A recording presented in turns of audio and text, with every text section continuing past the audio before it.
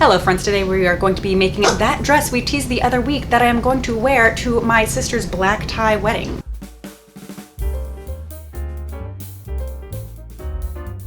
Today we are going to be following the Lady Marlowe pattern. I believe you can find it by searching 708 on her website. You can find Lady Marlowe on Etsy. She has some amazing patterns on Etsy, so you can get her items from Etsy, but as we support small artists here, you also can get them with her benefiting just a little bit more from the lack of Etsy fees on her own personal website, ladymarlowe.com. On my lining fabric, I'm marking out my stuff. I'm not sure how chaotic I want to be with this. Like, we're off to a good start because instead of a water-soluble marker, I'm using a gray Crayola washable marker.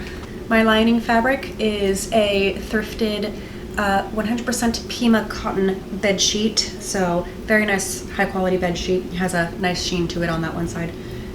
That's gonna be my lining fabric. That was also the fabric that I used for my mock-up. I didn't have enough of this bed sheet to cut out the entire thing twice, shocker. So instead of the flounce being cut out again, I am going to steal that from the mock-up. And I went with the Crayola washable marker because I see it much better than the water-soluble marker, and it glides very easily. We are going to baste everything to the fashion fabric. It's definitely a good quality pattern.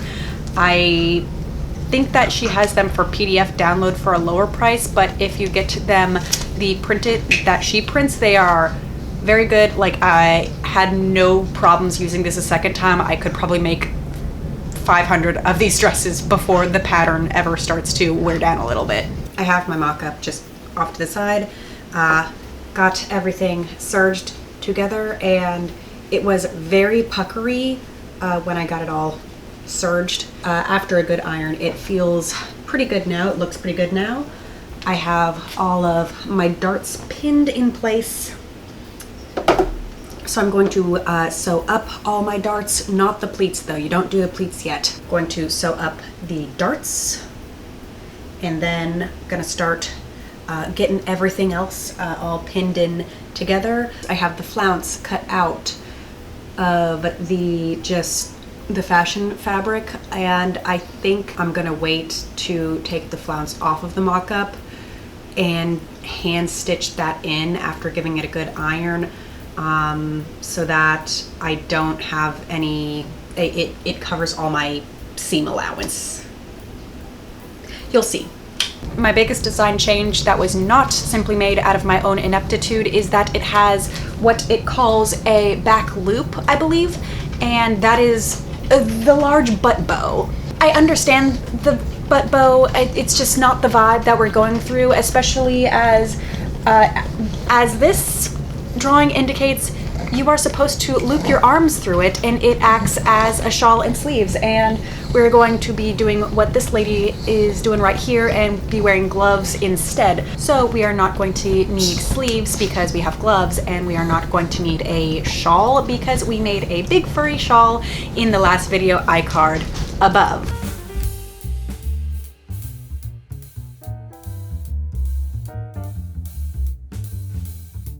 The directions say to add the flounce before attaching the side backs, and don't want to do that. Feel like it will be better if I attach this and the flounce last because of the way we are planning on finishing our seams. So I'm doing the side back attaching. So after this is all pinned on, sew it. And because I sometimes show you what I'm cooking, pickling jalapenos. They go in this beautiful bright green color, and they come out looking like a decrepit foot. One more thing about the back piece, connecting the side back to the flounce, I would also at this point deviate from the directions and put the bodice back onto the side back piece, because that's where it's supposed to be. That deviates from the directions because the directions want you to put the bodice piece together and then attach it to the bottom at the waistline. I understand that, but it just did not work out for me, and I'll explain that later. I feel like all my formal wear can be surmised as I don't have boobs, but my dress does. I'm gonna get this pinned on and curve it, and then after that's done, that's when we get the, what's it called? What is it called? The pleat. That's when we do the pleat. Hopefully you can see on the illustration, the bust darts go all the way from the top down throughout the waist. They do not stop. With the lining and the fashion fabric together, I don't personally have the skills to do that, so I went from top to about here, gave a 2-inch gap, and then started from about here all the way down to where it asks you to stop. I was afraid that I was going to miss a couple of stitches in like the outer fabric and it would look weird. That is how I got around that issue. If you are a more talented seamstress than I am, you probably got this. Like, I believe you. You got it. New day, same bullshit. Actually, the end of a new day, so I'm just gonna work on this a little bit before going to bed. I did what the directions told me to do and stitched down this pleat. But I think my gauge for the seam allowance was just slightly off. Like, it calls for a 5/8 inch seam allowance, and I think I was just shy of the 5/8 seam allowance, so things are not matching up quite perfectly. So I think that what I'm going to have to do is unpick this pleat right here that I sewed shut and ease it in to where it's going to need to go, and then make the pleat with however it needs to be pleated up to have this eased in.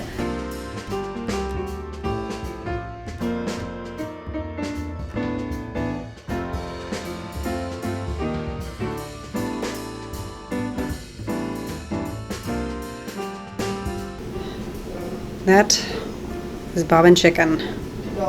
This is what I did. This is what the directions tell you to do. This is what I would deviate from. The directions say take the side front of the bodice, so about right here piece, and attach that to the back of the bodice. Then attach the side front to the front of the bodice. I would personally suggest mitigating the problems that I ran into by having the back of the bodice already sewn to the back piece. There was also a little bit of an issue where the bodice was not quite matching up to the side seam for the skirt. But bear, please stop. And it was just off by a little bit, just enough to bother me. I think that would have allowed me a little bit more control, and I could have fudged it a little bit better. And there were fewer seams to get in the way of the shallow stitching problem that is common with me. It is a new day, and not much left in the new day. Did not get good sleep last night, so I went into work late, came home late as a result. So I think I am mentally and emotionally prepared to start working on a zipper installation. I sew in the basting thread to the garment pretty much for every time that I do a zipper, but then I top stitch the zipper down. But since this is a nice satin, and top stitching that down will interfere with the shiny sheen, I am going to do the baste, then install my zipper on the seam allowance, and then tack the seam allowance down to the lining. It worked on my rough draft. And I have this tension set to 0 and it on the longest stitch length.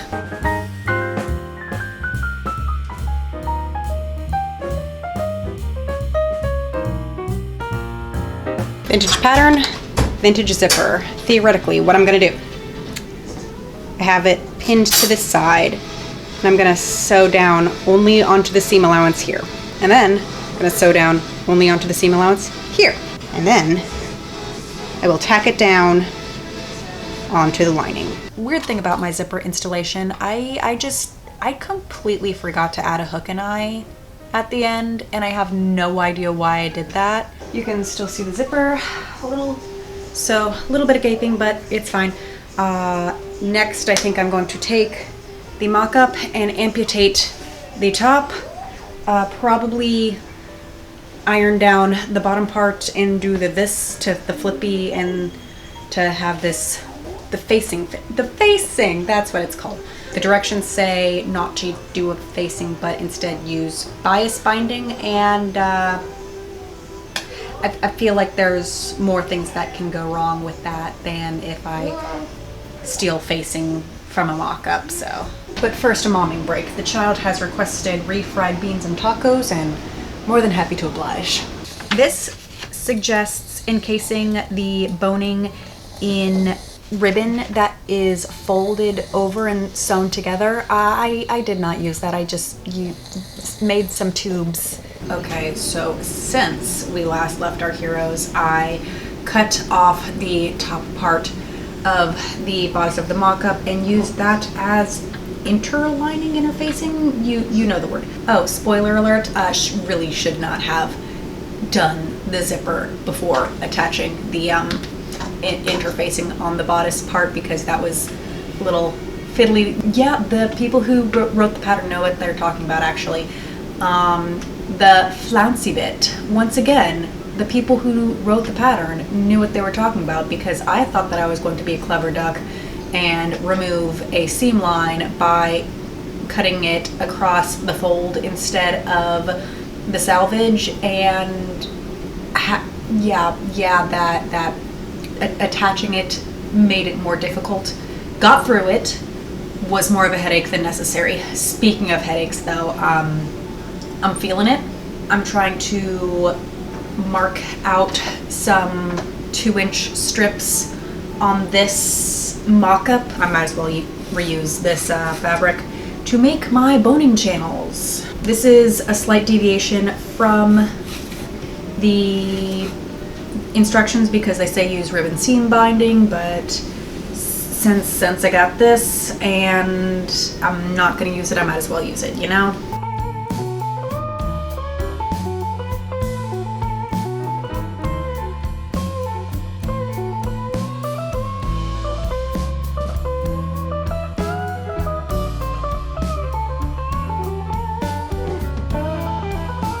It did occur to me that I should probably be filming my process. I did tack in all of my bones, so I have bones now. Yank. I am just trying to tack in the facing. I have completely lost track of how much time this is taking me, so between that and this zipper was from a lot, like a vintage estate sale lot. I don't remember how much I got this fabric for. I remember that I got a good deal on it. I just have no idea what that deal was. So yeah, I'm not gonna get cost breakdown this. The directions say to press open the seam allowance, but since I am trying to encase the seam allowance in the flouncy tail bit, that shouldn't really have happened. I should have pressed them to the back. I am getting pretty excited that I have a finish line in sight though. If it is a decent time and I have the energy when I'm done with this, I'm almost done with this though, then I will iron out my seams and iron up the hem. I will say it was a combination of frustrating and meditating to be so close and have a garment that looks finished and wearable, but you want to keep adding those little extra touches like the boning, like invisible stitching the lining in, things like that. I used a lot of my skills when I was implementing this with the pin pricking through to have the flounce inlined, so it's like just a millimeter of satin overhanging, so you can't see the lining of the flounce, but the lining is there to make sure that if it is dragging on the floor, then it's only the lining getting dirty. Like, I put a lot of thought and care into this, so I'm pretty happy with it overall. Can take those out because I have invisible stitched all the way down here. Not there though. That's just still tacked down with that. See, it is all invisible. Here's where my thread is. I only have that half left to go. So pretty excited about that, and not visible from the other side. Heck yes.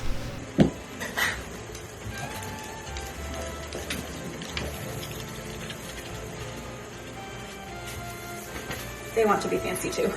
All right, this is the finished edge, which is somewhat sloppily invisible stitched down. See, somewhat sloppily, but invisible stitched down. We still have a couple little marks of where the iron went over pins, but when we get to the wedding, I'm gonna iron the dress anyway, so we'll say that's gonna iron out then.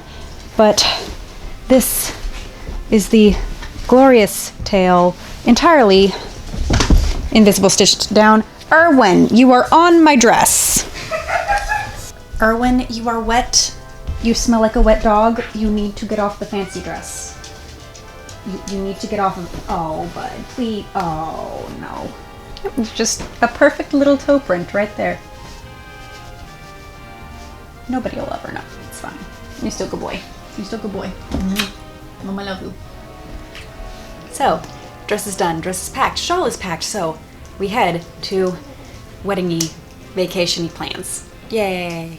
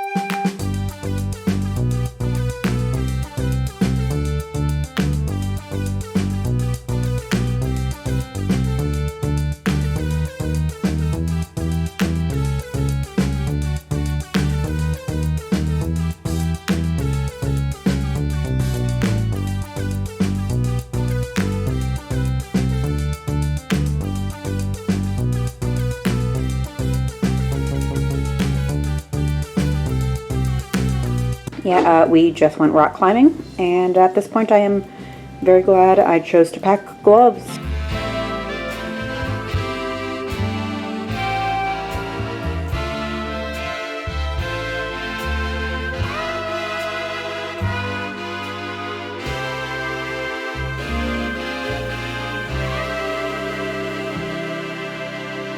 Fun fact though, when we were at the wedding and going up to the wedding, I was knitting this shawl and I finished it when we were literally waiting for the wedding to start. Finished this shawl, and this is the one that I used during the wedding and reception and whatnot, because my mother claimed the fur shawl that was warmer. It's comfy, it's purple, it matched the dress. Also the invitation said black tie preferred, but you know, where with that, I'm pretty sure we were the only people that were actually wearing black tie. Most people were wearing cocktail. We stood out as a result of that. A lot of people kept telling us we were like extra fancy. I followed directions. I was given directions and I followed directions. I have autism.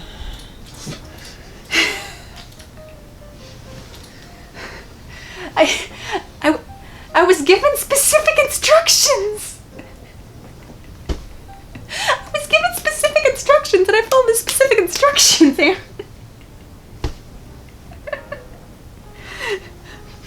The instructions were apparently implied.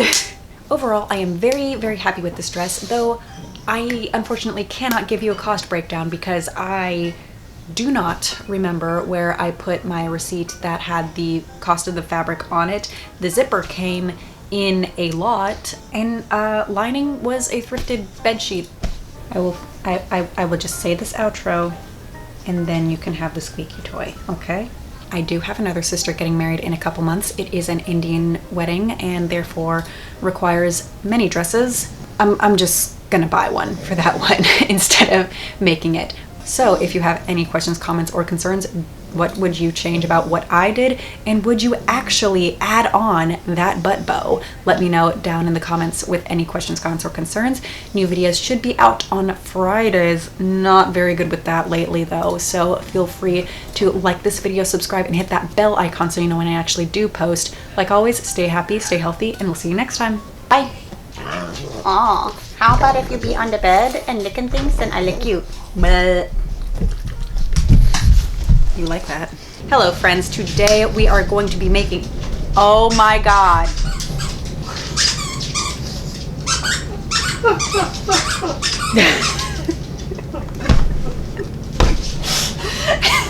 Every time, Aaron.